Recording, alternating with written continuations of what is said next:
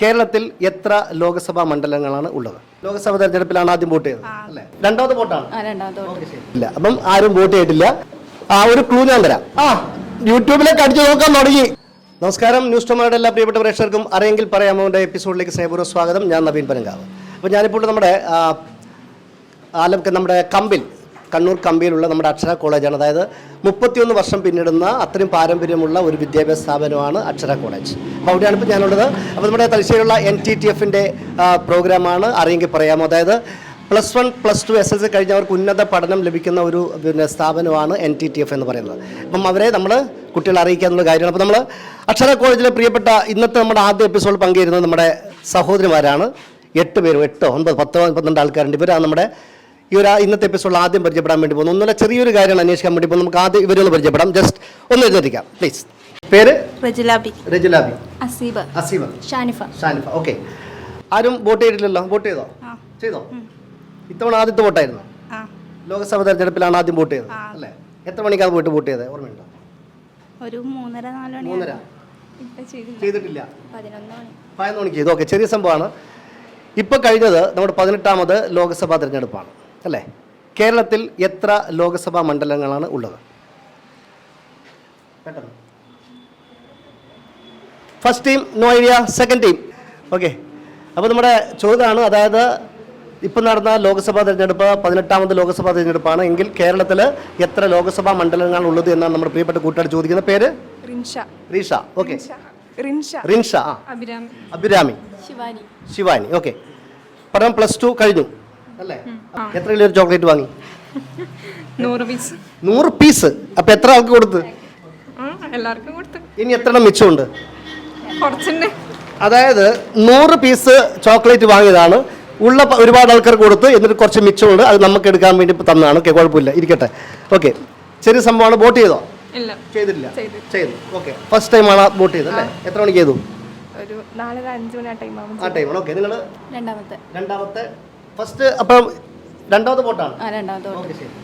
അപ്പം ചോദ്യമാണ്, അതായത് 18ാമത് ലോക്സഭാ തെരഞ്ഞെടുപ്പാണ് കഴിഞ്ഞത് എങ്കിൽ കേരളത്തിൽ എത്ര ലോക്സഭാ മണ്ഡലങ്ങളാണ് ഉള്ളത്? 9. അറിയില്ല. 140. 9 അറിയില്ല. ഈ 3 ഉത്തരം കിട്ടിയിരിക്കുന്നത് തെറ്റാണ്. ഇരിക്കാം. ഇനി 4 പേരൊന്ന് എഴുന്നേറ്റുന്നേ. NTTF അണിച്ചൊരുക്കുന്ന അറിയെങ്കിൽ പറയാമോ. നമ്മൾ കമ്പിലുള്ള അക്ഷര കോളേജിലാണ്. പേര്? തീർത്ഥ. വൈഷ്ണവി. അഞ്ജന. അക്ഷരയാണോ അഞ്ജനയാണോ? അഞ്ജന. ഓക്കെ. റബിയ. ഓക്കെ. നിങ്ങൾ ആരും വോട്ട് ചെയ്തോ? ആരും വോട്ട് ചെയ്തിട്ടില്ല. അപ്പം ആരും വോട്ട് ചെയ്തിട്ടില്ല.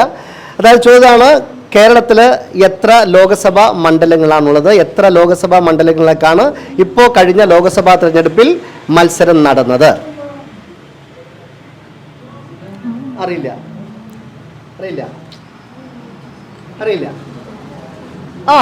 യൂട്യൂബിലേക്ക് അടിച്ചു നോക്കാൻ തുടങ്ങി. കുഴപ്പമില്ല, നമ്മൾ ഇവരൊക്കെ ചേർത്തിട്ട്.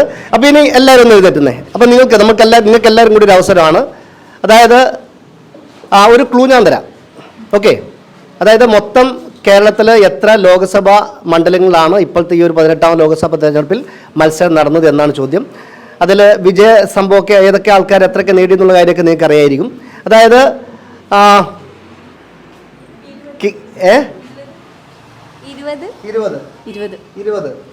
20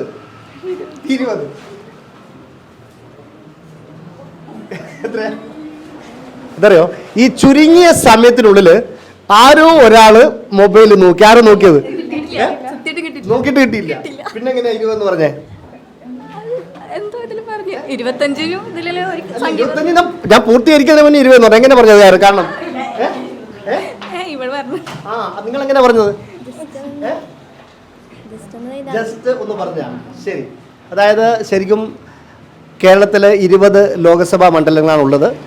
അതിൽ 18 എണ്ണമാണ് കോൺഗ്രസിന് കിട്ടിയത്, 1 BJPക്ക് കിട്ടിയത്, 1 LDFന് കിട്ടി അല്ലേ? ഓക്കെ. അപ്പോൾ നമ്മുടെ ഉത്തരം പറഞ്ഞ എന്താ? ആദ്യം പറഞ്ഞ ആളുടെ പേര്? അസീബ. ഒന്ന് ഇങ്ങോട്ട് വരിക. അപ്പം കേരളത്തിൽ എത്ര ലോക്സഭാ മണ്ഡലങ്ങളിലാണ് ഇലക്ഷൻ നടന്നത്, ഇത്തവണത്തെ ഇലക്ഷൻ നടന്നതെന്ന ചോദ്യത്തിനാണ് ഉത്തരം. 20 ലോക്സഭാ മണ്ഡലങ്ങളാണ് കേരളത്തിലുള്ളത്. കറക്റ്റ് ആൻസർ പറഞ്ഞിരിക്കുന്നു. ക്ലൂ കൊടുത്തില്ല. ക്ലൂ മൊത്തം പറഞ്ഞുകൊണ്ടിരിക്കുന്ന ഉത്തരം പറഞ്ഞപ്പം ഹസീബ അല്ലേ? ഹസീബയ്ക്ക് നമ്മുടെ തലശ്ശേരിയുള്ള NTTF, അതായത് SSLCയും +1ഉം +2 ഒക്കെ കഴിഞ്ഞവർക്ക് ഉന്നത പഠനം ലഭിക്കാനുള്ള ഒരു സ്ഥാപനമാണ് NTTF. അപ്പം അവിടത്തേക്ക് സ്വാഗതം ചെയ്തുകൊണ്ട് ഈ ഒരു സമ്മാനം. ഓക്കെ, അറിയെങ്കിൽ പറയാമോ? ഇന്നത്തെ അധ്യായം പൂർണ്ണമാകുന്നു. വീണ്ടും അടുത്ത അധ്യായം കാണാം.